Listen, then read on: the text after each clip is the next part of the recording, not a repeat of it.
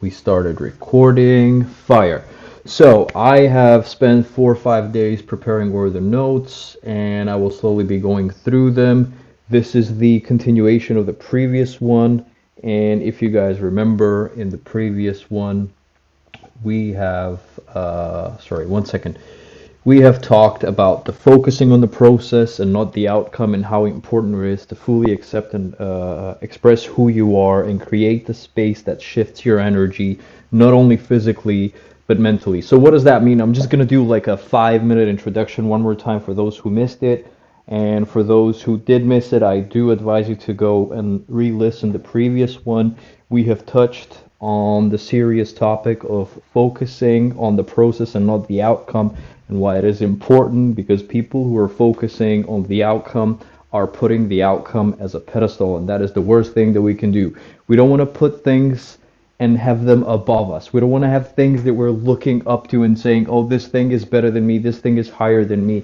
If it is, let's say for the sake of the argument, because this is the psychology of how to of mastering the money mindset and how to make more money and how to understand money. If your goal is to make a lot of money and be rich, you shouldn't have the money above you.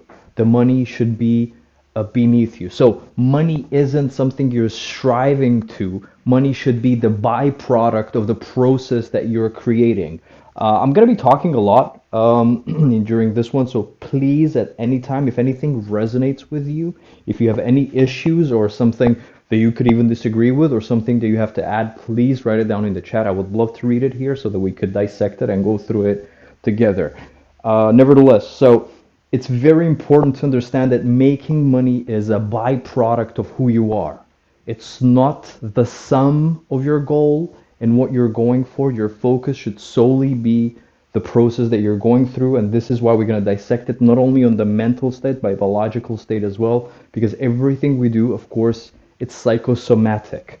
We have feelings, and the feelings are the language of our body, and we have thoughts, and thoughts are the language of our mind, of how we process logic. We need thoughts so we can process logical calculations, logical conclusions, the same way we need emotions so that our body can process what we feel, whether we feel angry, whether we feel enough or not enough, or whether we feel that we suck at something or we're amazing at something.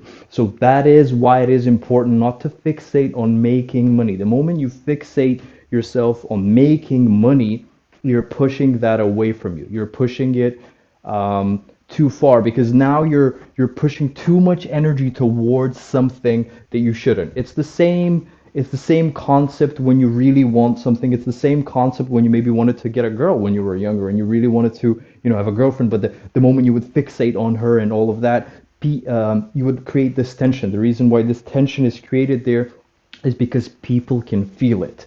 And the best way to elaborate this is, when you go to a store and you want to buy shoes, or you want to buy,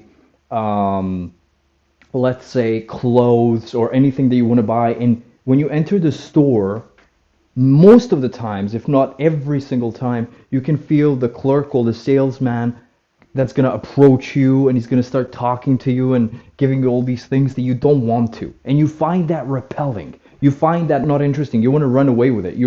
It's not like you're disgusted, but you're like, I don't want to have this conversation. Why the fuck are you bothering me? Just, step aside. Hey, Lawrence. So this is exactly how it feels when you were, let's say, younger and you were trying to really approach a girl. She would feel the same way. She would be repelled by that energy, because now you have agenda and she knows it. She can read it. It's on the energetical level. It's the same with money. Money can feel that. And the moment you're pushing that narrative that you really want it, you're saying out to the energies and everything that exists around us that you're lacking it, because you're screaming you want something.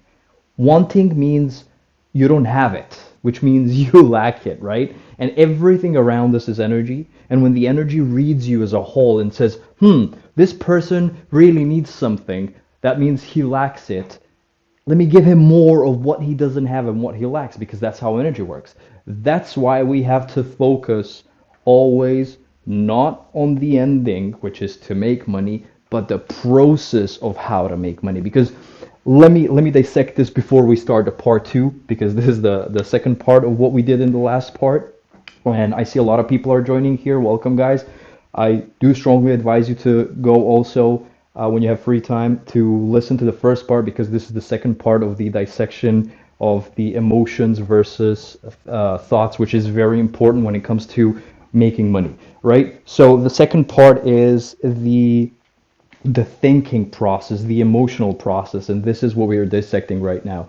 So the way this works is when you want to make something, remember when you were, let's say, a kid and or you were younger and hanging out with your friends, you could be sitting in your room right now and thinking, man, how awesome was it back in the day when me and this guy or the group of people I was hanging around, we had so much fun, and you keep reminiscing and having these memories in your head how flawless the friendship was. But the reason the friendship was so flawless and the reason why you're so magnetic to it is because there was no agenda. We were all young and we all just were in the process of living. We weren't thinking, oh, I need money to go out. We weren't thinking, I need this to do that, or I don't feel. No, there was no pre-feeling, there was no prejudgment. You were in present tense, you were here. You were focusing on having fun, and the moment somebody said, hey, let's go out, and they were under your window or calling you just went out and you had the best time of your life. Why? Because you weren't focusing on, oh, I can't wait to hang out with my friends. I mean, obviously it could be a reoccurring thought, but you weren't focused on it. You were focused on what was happening right now. And the role of our world is to cut us off from being focused on what is happening right now, to push us into their narrative so that we can be miserable, right? One last thing before we start with the second part. Think about news. Do you think that everybody here who's listening to me, including myself, do you think that we are so important?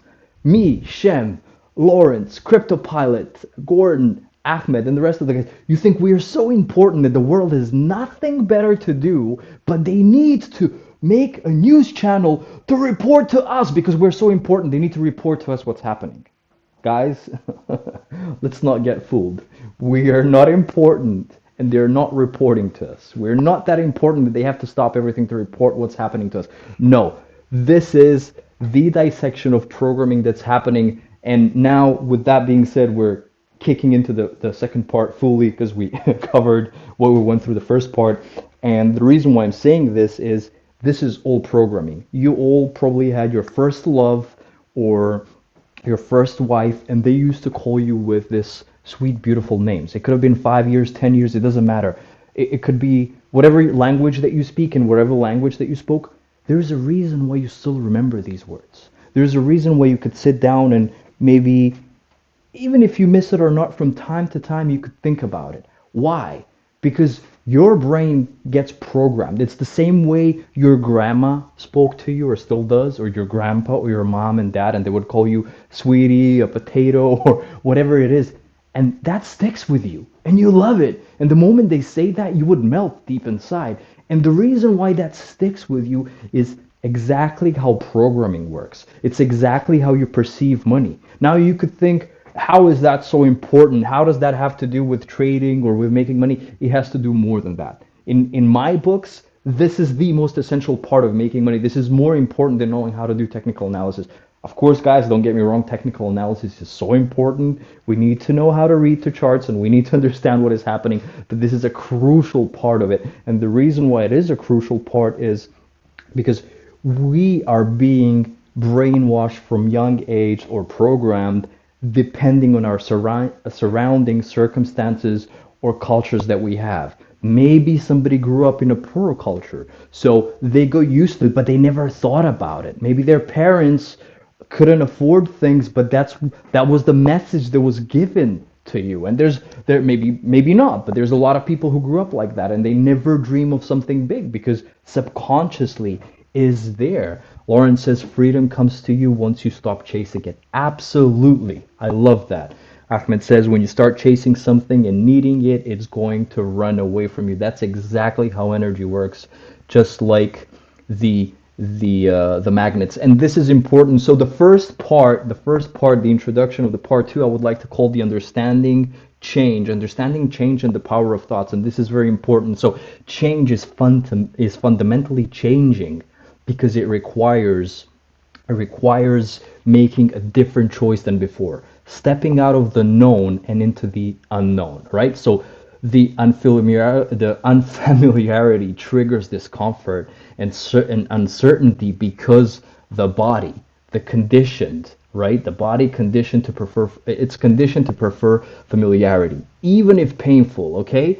We resist change. So when people feel something in their life and when they do things, they say, "This is me." No, this isn't you. Whatever you have labeled yourself to be, it isn't who you are and what you are. It's what's comfortable to you. It's what you know. And your mind and your body is always going to run away from discomfort back to comfort, even if it's hurting you. And the reason it works is like maybe somebody wants to lose some weight and it's so hard, but it's actually easy. All they have to do is stop eating crap, right? And go to gym, right? But there's that painful process before it even happens due to the previous programming, the resist, the change. And the change, again, is fundamentally changing because it requires making a different choice. So the choice that you were eating sweets, now the choice is to stop eating sweets. The choice was to have, I don't know, maybe a bad job, but the choice is now to actually learn how to trade and make money. And this is the process of that. The mind and the body connection here is extremely crucial, okay? The mind is often a servant to the body's conditioned responses. And it's important to understand because it, these responses, these body's conditioned responses, which favor familiar patterns of suffering and unworthiness, okay? So these are the things that we would rather repeat to ourselves then change these things. Why? Because the body will always be conditioned to be the servant of the mind. So it is very important to understand how you're thinking. This is on very deep biochemical basis of thoughts and feelings, which is the next part that I'm going to talk about. But before we really, kick into this, it's important to understand that the our body's preference for the known can manifest as self-sabotaging thoughts like "I'm gonna start tomorrow," or "you're a loser," or "you suck," or you could call yourself maybe retarded, or whatever it is. It's reinforcing old habits, right? The resistance.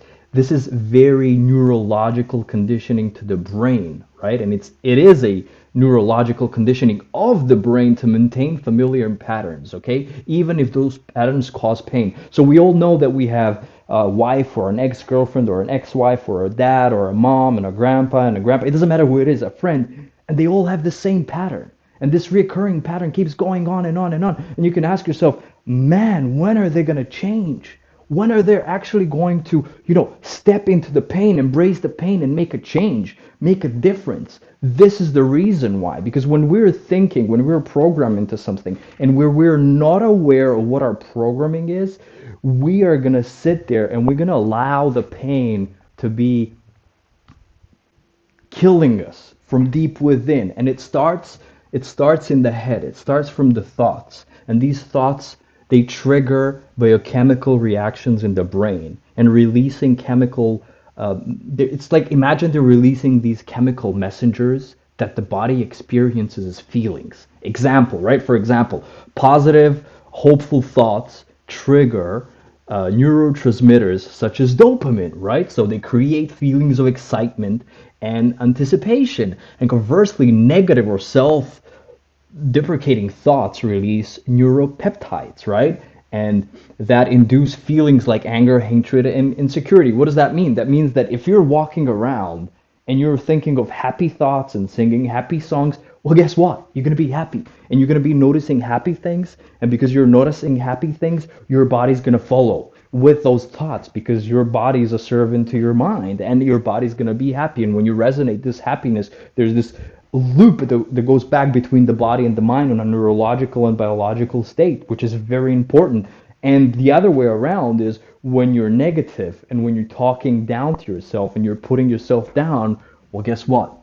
You're not going to feel good. And you're going to be in a moment where you might not shower for 2 3 days, or you might not leave your place, or not open the windows to refresh in your room, or go out. There's all this spiral that we all know that we fall into because it's deeper. It's actually very simple to talk about it. It's very Once somebody knows what they're talking about, it's really simple to explain it, but it's really rooted deep inside of us. So, with that being said, this establishes a continuous feedback loop between the thoughts and the feelings. Why? Because thoughts create brain chemicals, and these brain chemicals create bodily feelings, and these bodily feelings create the fact that our brain perceives feelings, and that creates new thoughts, and that goes in circle. So for example, if your thought is that you're depressed, your brain releases neurochemical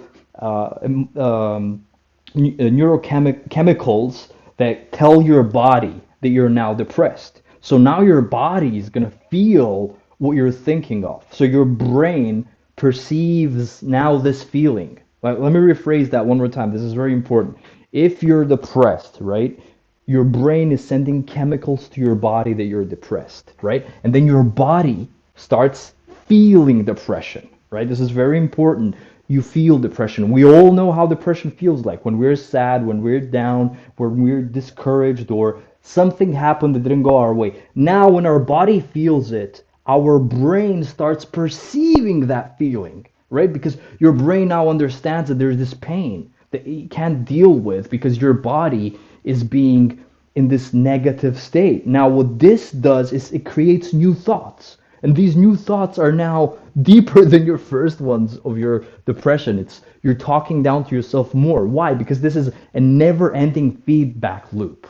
It goes back and forth and so on and so on. So it's important to understand that this loop generates a state of being, such as insecurity or abundance, right? Depending on the predominant thoughts and feelings. Like it could go the same way with, yes, just like Lawrence is saying, a nasty sluggishness. Exactly, right? So, and the opposite way would be, yeah, let's say you have predominantly positive thoughts and you're saying, you're good, you're great, you're doing really good. This is why it's very important for children in school at young age. You never talk down to them. You always say, that was great work, that was amazing. And they could be trying the same thing over and over. But you continuously tell them how good that work is. And it's not because they need that self-evaluation. To a certain point, of course they do. Because in reality, if you do it too much, you create a problem where you teach your child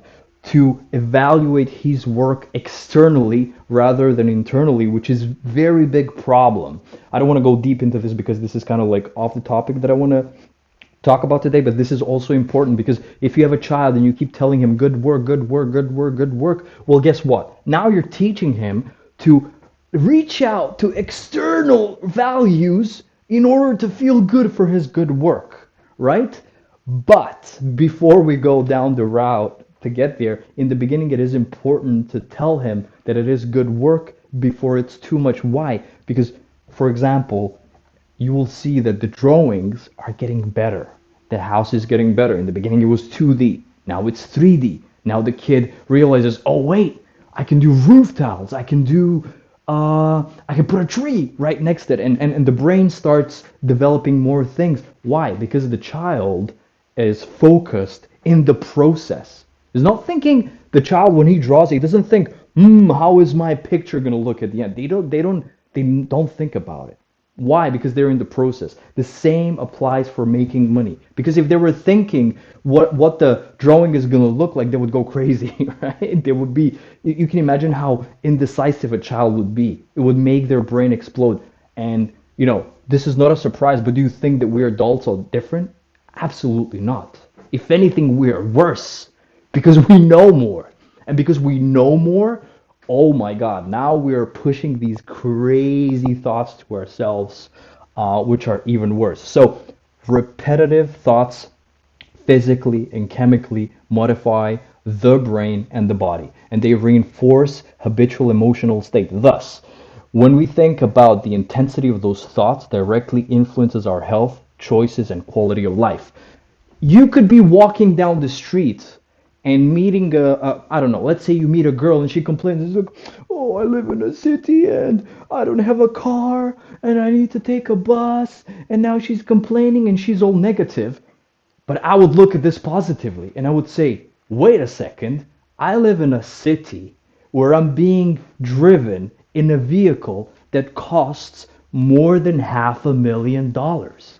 It doesn't matter if it's a bus or not. It's a very expensive vehicle, super expensive. And to be fair, most people in the world cannot afford to buy a bus. This is my thought. I'm like, you know what? I'm going to go and drive myself in a $500,000 vehicle. And you know what's the best part? I have a chauffeur. I don't have to worry if I'm holding my phone to answer someone's message or look around. I have a chauffeur. And you know what? He's driving me from my destination A to my destination B. And if he messes up or he does anything, I don't pay the fine. I'm just enjoying myself. You see the difference? That's the difference in thinking. Instead of complaining how your life is not good or how you don't have something, you should focus on what you have. And the most important thing I keep repeating here, besides journaling, and we really have to journal everything that we do in our daily life, is to practice gratitude. And somebody can ask me here, well, Shem, what is there to be grateful for? What is there not to be grateful for? You should be grateful that you have a house. Doesn't matter if it's yours or not, you found it, you're renting it, you're living in it. You should be grateful that you have a roof above your head. When it's raining, when it's cold, when it's freezing, you could be out in the streets, under a bridge. That's horrible. There's a lot of things to be grateful for. Hey, we're healthy. We have 2 pairs of hands and 2 pairs of legs. That is a good reason to be grateful for. Thank you, God, for allowing me to have a roof above my head. Thank you, God, for not making me a cripple so that I can live a good life. Thank you, God, for providing me food. I'm very grateful I have food. Sure, it is our work, but we shouldn't focus on the work that we're doing. We should be focusing on gratitude, because when we are focused on gratitude, what we're saying to ourselves is, we have. We have food, great. We have a place to live, great. We have a roof above our head, great. We have people that loves us, even if it's one person. Even if you have one person loving you. Maybe it's your daughter, maybe it's your son. He loves you, that's enough. That's enough. Do you have yourself loving you? Great. Do you have a warm meal every day on your table? Hey man, that's a lot of reasons to be grateful for. Absolutely. Cryptopilot says, grateful I woke up this morning and I get to be here for another day. Exactly. So these are the differences between pessimistic thoughts and positive thoughts. So the fact here is dopamine is released in anticipation of pleasurable experiences, right? And negative thoughts produce neuropeptides congruent with feelings of anger or unworthiness, depends what you feel. So this is very important to understand, because this is how we rewire our brain and thoughts. And this is where we enter my favorite part, and this is called the mental rehearsal. I already did a very good introduction to mental rehearsal, because we need to practice gratefulness daily. And there's a reason why for centuries, families, and I actually do this today, when before I eat, I sit at my table and I do a prayer and I pray to God and I thank God for the food. Sometimes I can just thank Him for the food, say 2-3 words, and it's enough. When I'm alone though, my prayer could be 3 minutes long or 4 minutes long. Maybe I'm grateful that I had parents while I was growing up who took care of me. Maybe I'm grateful that I had good and bad friends, because when I had bad friends, I realized how I can distinguish the good ones from bad ones. This is a very good practice to do daily to enter into the mental rehearsal. Why? Because this is important, because this changes the habitual patterns, right? So one must mentally rehearse new behaviors and attitude, effectively installing new neurological hardware, right? Think of it as a software. When you go on your Apple store and you want to download TradingView so that you can trade, you're now installing a new software onto your hardware. It's the same way. We need to change the way our neurological paths work. We have to practice gratitude. And when we are practicing gratitude, we're going to resonate on the level of gratitude. So imagining oneself acting as an abundant person, how they walk, how they breathe, how they interact. This helps the brain encode new neural patterns, right? The brain cannot distinguish between what's the real experience, and vivid mental rehearsals. I've read a lot of books. I've spent 8 years studying to become Doctor of Sciences. And if I have learned anything in reading all these books, is that there's no difference between vivid imagination and real experiences. Our brain doesn't know. So the repeated mental practice creates this new software program to the brain, whatever you want to call it, right? So if you are waking up every day with whatever thought that it is that you're believing, right? And you keep rehearsing this in your head, right? This is where the phrase, I hate this phrase because this phrase is so wrong on so many levels, but some people like to use the phrase fake it till you make it. It's not faking it till you're making it. It's the reality. It's your thoughts. It's what you're thinking. This is very, very important a part of restructuring the brain's mental structure. We're rewiring our brain and the way we think. So instead of doing, genuine things, like for example, I live in a very green city. So every day I open my eyes, I look through my window and I say to myself, oh my God, I'm so happy. I'm so happy there's grass in front of my place. I'm happy there's wide boulevards and big streets with a lot of greenery and a lot of trees.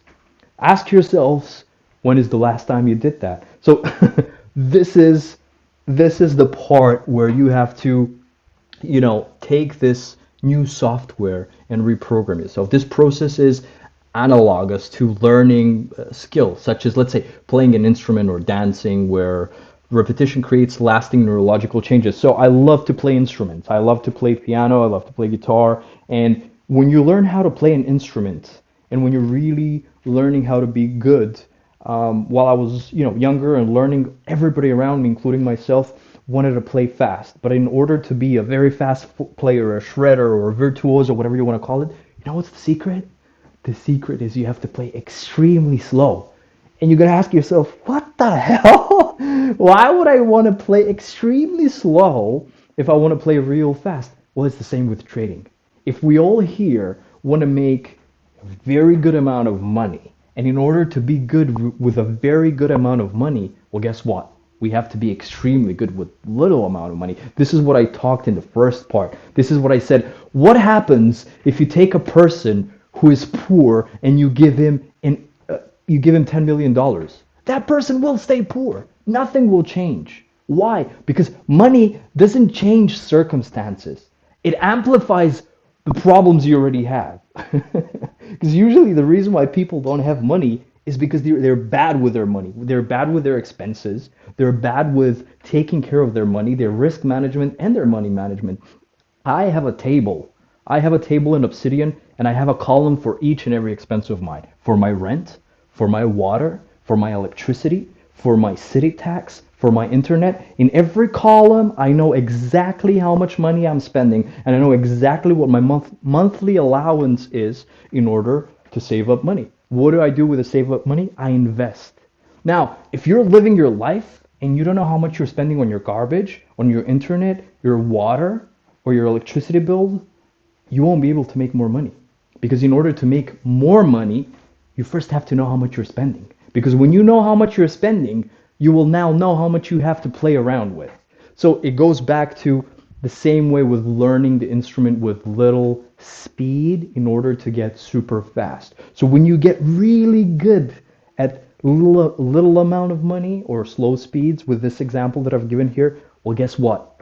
It's called muscle memory.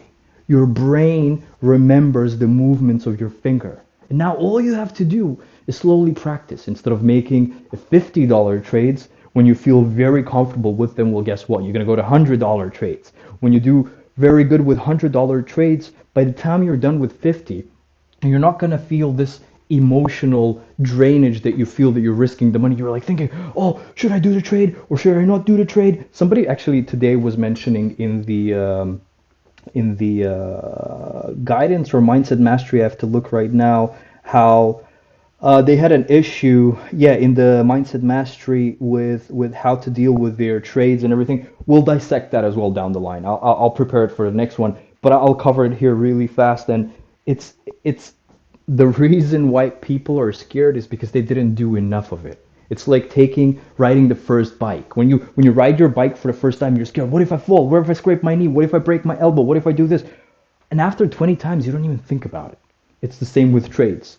But in order to get really good with trades, you have to play with little amount of money. And the same way, in order for you to get great with your bicycle and to know how to drive fast and how to not break yourself, well, guess what? You have to learn how to play, or you have to learn how to ride your bike very slow. So I took this very analogically, like I said, because learning a new skill, I used playing an instrument here because I love playing instruments, but you get the point. So when these, new neural patterns are established, the body's energy, mood, the posture, the behavior begins to shift. It's facilitating genuine change. It's important. Your posture is important. Are you sitting now and you're hunching over your desk? Don't hunch. Straighten up your back. Make sure you're sitting always straight. Make sure you puff your chest, not because you're trying to be cool or anything like that, but that's the posture. I said here it is important to rehearse the brain and the mental thoughts. You know what? Take your notebook and a pen and think for a second right now. You're an abundant version of you that you want to be. You're making multiple six figures a month with trading. How would you look like? What would you wear? How would you behave? How would you treat your local barman, barista, server, whoever it is that is around you? Picture it. How would you talk to people? Who would you help? Would you maybe go around to, help somebody or help yourself or your family members? Write all that down. You need to create a plan. You need to write down how you feel so that you can start practicing this mental behaviors. If you would walk differently and you would walk all of a sudden in your mind confidently because you have all that money, write it down right now. Take a piece of pen and paper and write it down. Write down how you would walk. And guess what? From today, you will walk like that every single day, right?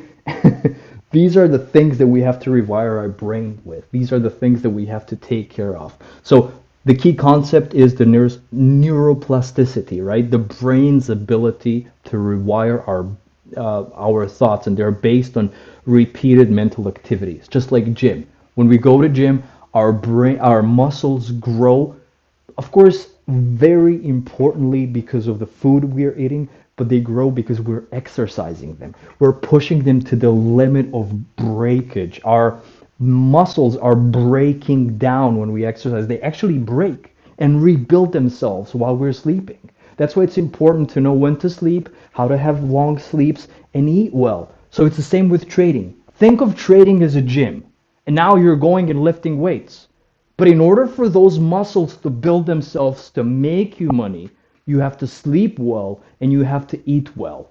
And the sleeping well and the eating well is this money mindset mastery. It's how you think, it's how you rewire your brain, it's how you grasp these very important concepts to be there before you get there. Because remember again, don't focus on the outcome. If we all were focused and we knew what the outcome of life would be, how freaking boring would that be? Everyone here was listening to me, including myself. We would know how we die and what would happen tomorrow. There's nothing more boring than that. I mean, cool, we can look forward to something, but what's the fun in it? What's the fun in now? Doing things now, right now, traveling, I don't know, to meet you guys. Maybe I meet Ahmed and go have a coffee and do all these things. These are all the things that you have to do, right? These are all the things that are important. So it's very important to, pay attention to the neuroplasticity of our brain, right? The conscious repetition leads to unconscious thinking because our brain operates on the unconscious level depending on what our conscious is. Let me repeat that one more time. Conscious repetition leads to unconscious thinking, similar to how driving, for example, becomes automatic after practice. Now, everybody here has driven a car. Have you ever caught yourself how you're like driving automatically without thinking, and then you only get back to driving and being focused once you hear like with your tire that you could be driving on the line, or you could feel the pavement or the asphalt under, and then you're thinking, where am I driving, what am I doing? Or you could be zoning out, but you actually never panicked. You drew the car in a straight line on a highway or wherever you were. Why? Because your brain remembers how to drive. Your brain remembers how to, you know, push the car forward without you losing it and crashing somewhere, even though you mentally weren't there. Well, that's how our subconscious works. And the reason why you didn't crash your car is because consciously, thank God, the people who didn't crash their car in those situations, that means that consciously, when they were learning, they were meticulous about it and they taught their brain how to automatically take control over. Same happens with our thoughts when it comes to money and programming and everything that we have around us, including trading and everything else. Because how we train our brain to take care of our finances and do things is the same meticulous attention that we need to train our brain to pay attention about details when you look at charts. And there's a lot of people who are looking at this and they're thinking, "Oh, how did you find this channel? I didn't see this channel. How did you see it?" Because the brain practiced hard and paid attention to meticulous little fragments in order to see it, right? So this is very important. And this is the next section, which is called habitual thinking and challenges of self-awareness. So repeated thoughts become unconscious mental programming or habits, right? We've said that. So we're hardwired. It's hardwired in our brain. There's nothing we can do about it, which in turn drives habitual behaviors almost involuntarily, right? And there's nothing we can do. We all have that person who maybe if you do something, they can automatically scream back at you as a reaction. And you could be looking at them and thinking, "Damn, dude, why are you screaming or why are you like this?" Because this is a involuntarily behavior, a habitual one that drives, because that person is hardwired like that. It's an unconscious mental programming or a habit that was repeated consciously so many times that it became part of him, right? So this is what I'm talking about. So breaking these ingrained cycles requires self-awareness and contemplation, stepping outside of routine and observing one's thought without reacting automatically. Because I've preached so many times here about having a life journal besides a training journal, and the reason why I've mentioned so many times that we have to journal our daily lives and things that we feel and things that we think is exactly because of this. Because then we're practicing self-awareness and computation, and we're becoming competent. Why? Because we are paying attention to what we felt. Did our mom piss us off? Did a person at the street trigger something within us? Write down, you got triggered because this and that, and then ask yourself, why did I get triggered? Why somebody doing something triggered me? What does somebody outside of me have anything to do with me? That's very important because that means that whatever that person did, wherever it is that they were doing, there's something inside of you that is unresolved. And there's a reason why that triggered you, right? So by doing so, we as individuals can separate themselves from these old mental programs, right? We are gaining new neurological control over our thoughts and thus breaking habitual chemical and behavioral patterns, right? Because we're paying attention to them now. We're writing them down.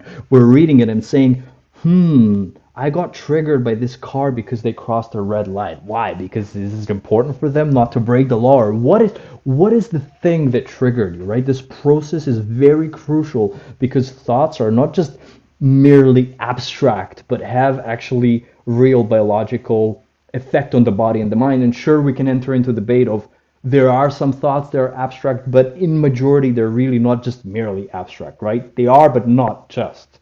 It's very important because the effect that they have on our mind first and the body as a servant is so important, right? So we have to emphasize that as a critical step in transformation and observing the step, in transformation is observing thoughts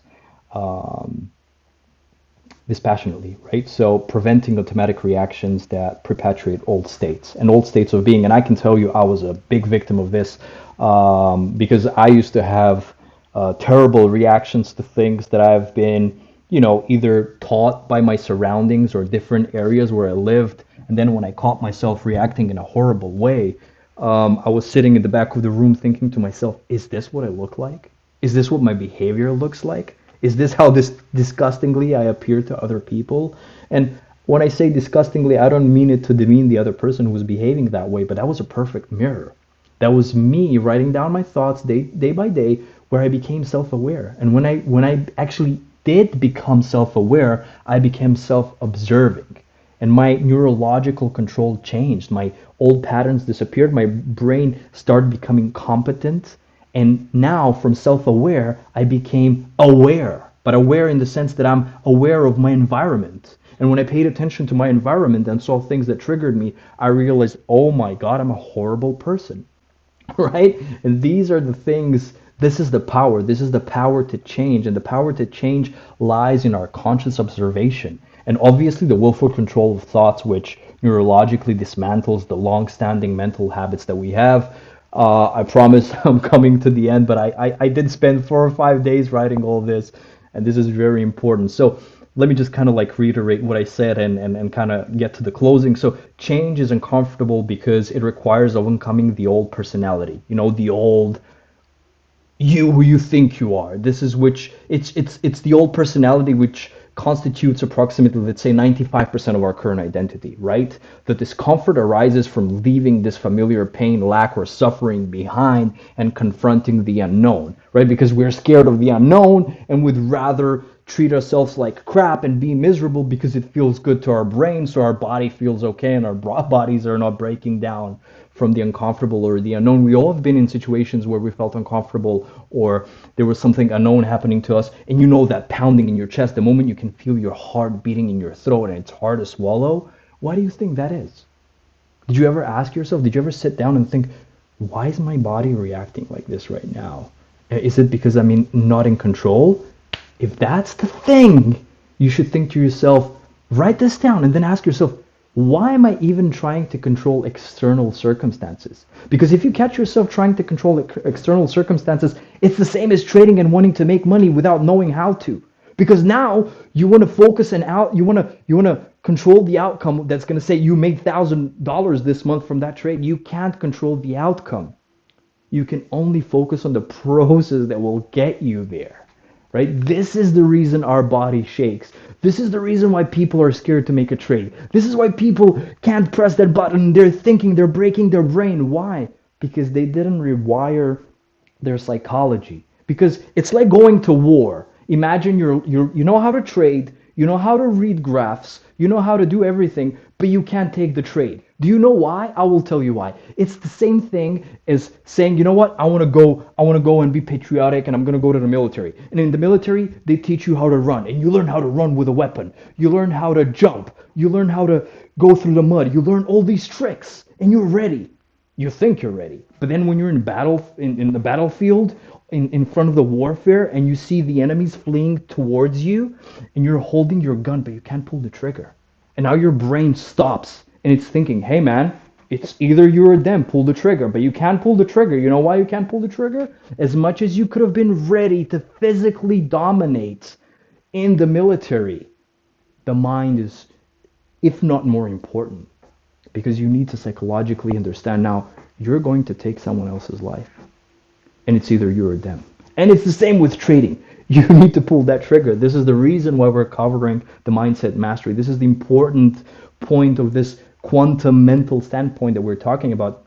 So again, this process involves rejecting all narratives of lack, unworthiness, resentment, and separation. Even that, these narratives maintain a status quo by reinforcing the same reality, right? So the transformation is described as moving from overcoming to becoming, not merely wanting abundance and healing or new experiences, but achieving wholeness, right? We've mentioned this a couple of times in the last 45 minutes that we've been talking. Wholeness is portrayed as a state where one is completely complete internally, that external circumstances such as, I don't know, sunsets, meals, and social interactions can be deeply enjoyed. Why? Again, let me rephrase. Remember when I was mentioning the kid who, kept wanting to ask their parents, is this good? Is this good? Of course, that's an important integral part of our growth. But when we feel as a whole and when we love ourselves, guess what? We can give love to others. And the same goes with everything else. You met a person who disrespected you. You know what's the truth? And the reality is that person does not respect themselves. You know why? Because a person who has respect and a person who has mastered respect is going to respect himself. And when he respects himself, he's going to understand that he wants to be respected. Thus, he will give respect to others. So if he says we're going to meet at 5 o'clock, he's going to be there at 4:45 because he understands what respect is. So you can't expect a person who doesn't have respect and doesn't understand respect to give you respect. The same goes with love and with anything else in our world, right? And this wholeness is important so that we can feel whole as a person, right? The routine, the routine cycle of thoughts and the feelings perpetuates the same state of being behaviors and reality. It's so true.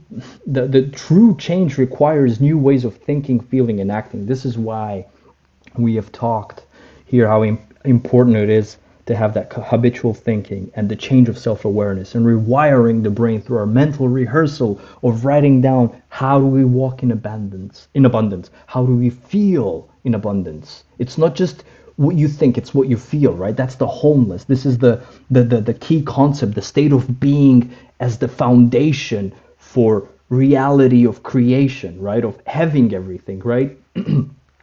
One second, let me guys drink a little bit of water.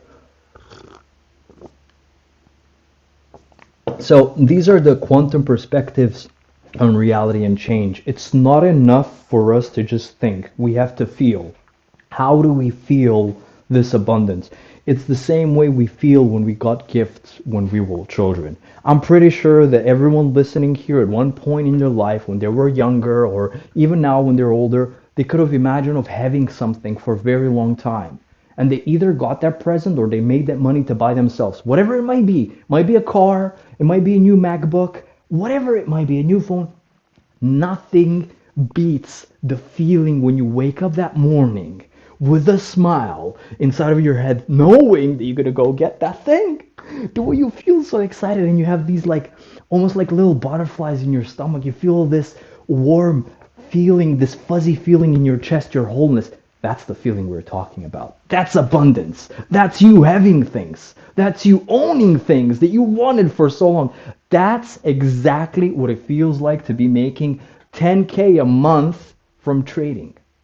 And it is as important to feel that feeling every day inside of you, just as is to think about it. This is why in the beginning I spent 20 minutes going back and forth explaining how important the neurological behavior between our body and brain is, because the language of our brain is thinking and the language of our body is feeling. So many of us probably went through a series in life where we got what we had, and many of us also got through states where we thought we're gonna, do it, but we didn't really feel it inside of ourselves. Why? And this is very important. The outcome was horrible. Why was the outcome horrible? Because our thoughts and our feelings weren't aligned. And that's the reason why a lot of people give up. And they're like, oh, you know what? I tried crypto. Crypto is a scam. Or, oh, Forex is a scam. Or trading is a scam. Why? Why do you think these people give up? Why do you think these people never get to that point? Is because their thoughts and their feelings are not aligned. There's a reason why we use lasers. There's something amazing about laser precision. The laser just shoots at one point right there where it needs it. It doesn't scatter all over the place thinking, oh, what if? What about my portfolio? What's this? No.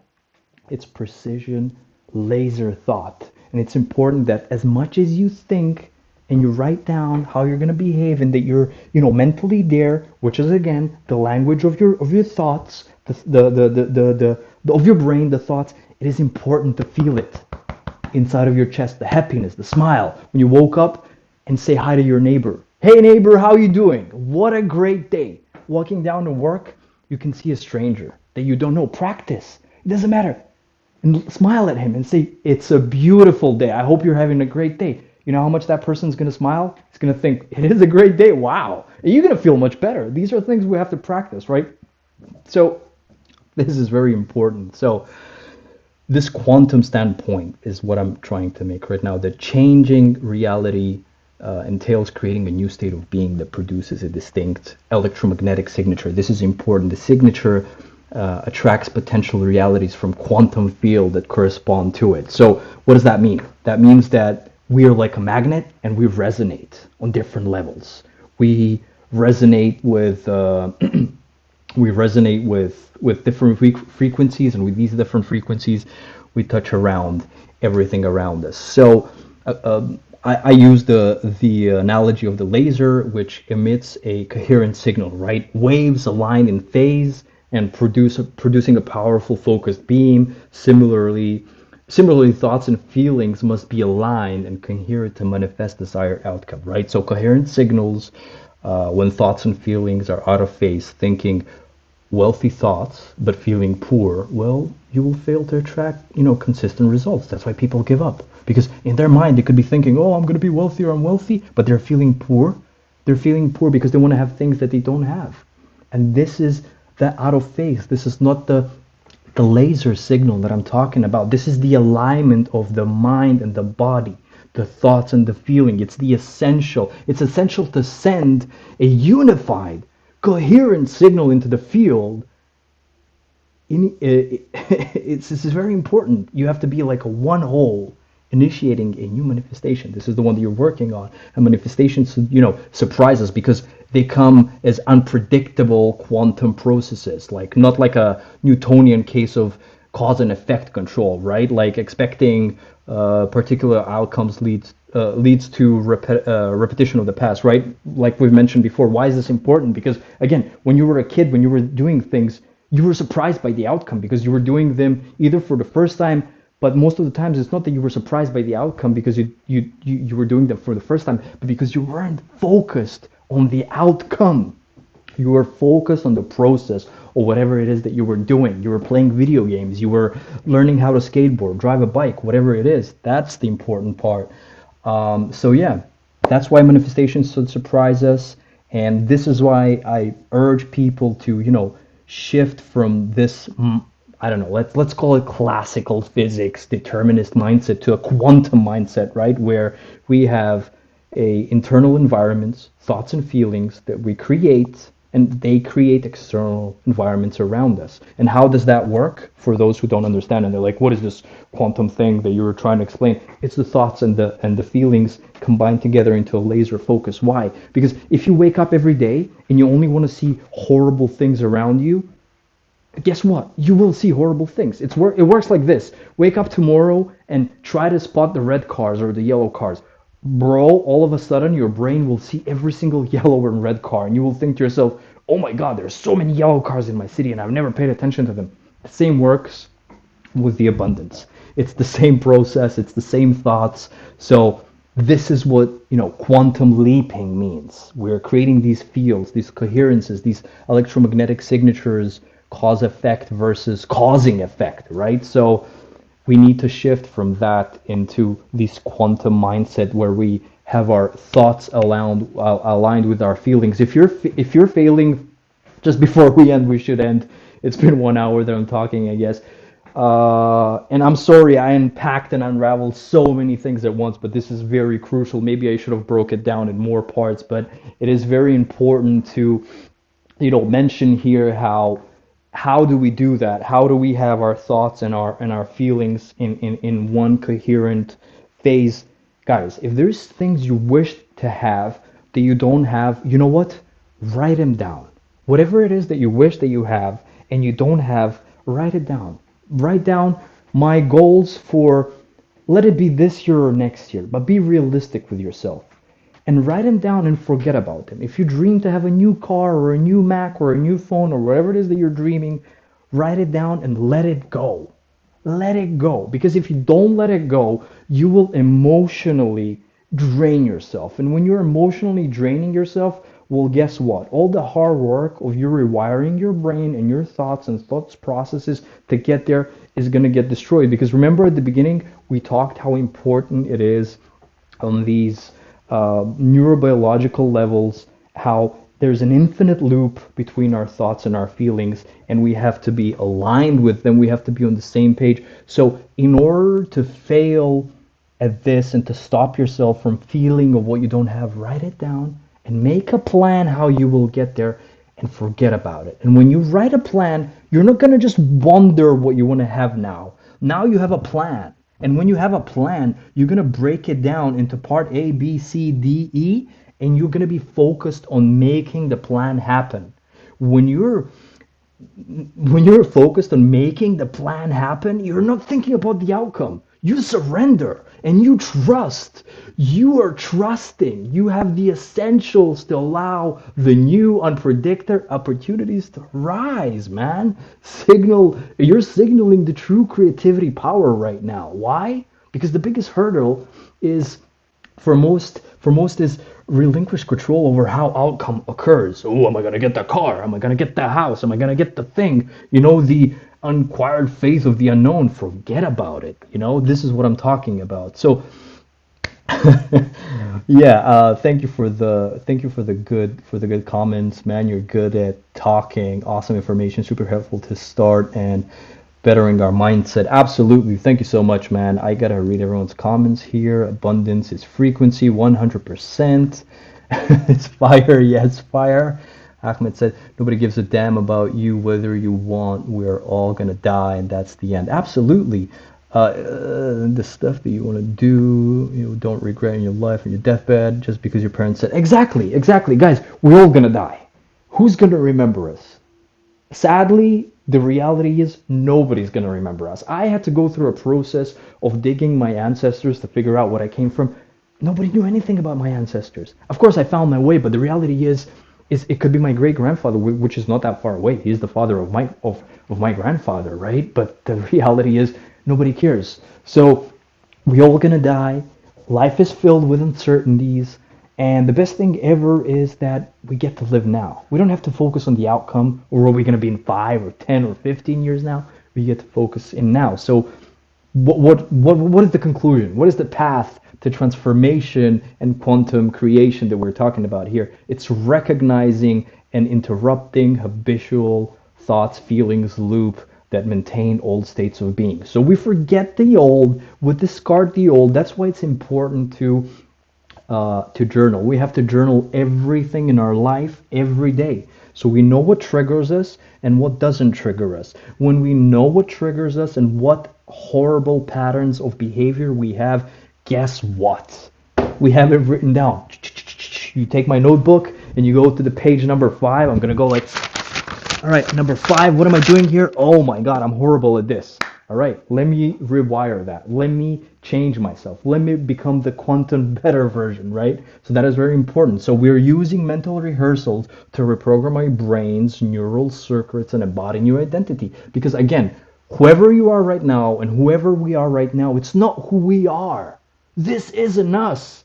That's a facade. It's a mirage. It's smoke and mirrors. It's what we feel comfortable with. Again, our identity is our comfort. It's not who we are. Remember, we all came here screaming and crying naked with nothing.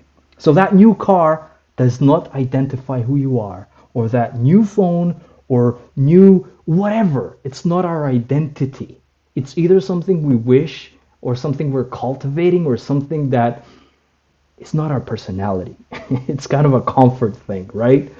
So cultivating self-awareness to, observe and detach from unconscious mental habits is very important, and overcoming the discomfort of change by stepping into the new unfamiliar emotional and physical states that we talked about. Obviously aligning our thoughts and feelings into a coherent signal. I've mentioned the laser that the quantum field can respond to, and setting clear intention while surrendering control over the manifestation process, allowing the quantum surprise that confirms new creating power. And that's the new creative power that I'm talking about. Write down what you want.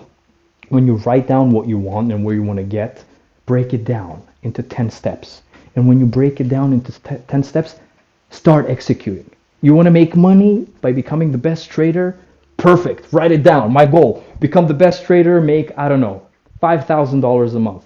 But before you get, now that you have written down, you have to break it down into like 10 steps. Step number 1, learn how to do technical analysis, charting, and somewhere between the line there's going to be a step 2, 3, 4. It doesn't really matter, but it has to start like this. Make $100 a week. It's not that hard. $100 a week, you can do it. And then when you become really good at something, repetitively repeating it with those quantitative thoughts that we've mentioned and how it is important to pay attention to our feelings and our thoughts, and we're journaling everything. Now you're going to start making 500 a week, right? And that's not that far away from that 10,000 because everything compounds. And then when you get to 500, it's only a 2x to get 1,000. And all of a sudden, you're making $1,000 a week. That's 4,000 a month. You're halfway there, buddy, right? But you're halfway there because you didn't pay attention to the outcome. You weren't focused on the outcome. You were focused on the process. And when you're focused on the process, time flies. Bro, time is going to fly so fast. You're going to have like a 1 or 2 year pass like it was 2 months. And you're going to think to yourself, oh my God, was that fun?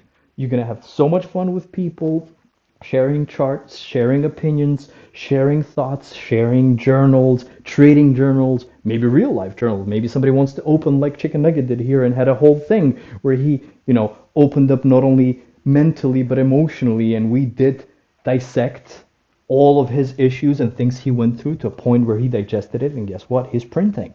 So everyone can do that, and it's very easy, and maybe we can dissect it in the next one in more details. But yeah, that's basically it. I want to thank everyone for coming. This one was a massive one. So maybe I should have breaking it down into more parts. Please, guys, write down what you think. I want to hear your opinions. If it was too complicated or maybe too hard to grasp, let me know. I don't mind making a second one where I can dissect these concepts that I've been talking about, maybe graph them or write them down so they can make more sense. Like always, I create the PDFs. I'm going to drop them down in the recordings and forward them in the guidance and mindset mastery, like always. Hey, thank you guys for the great words. Love you all, and see you on the next one.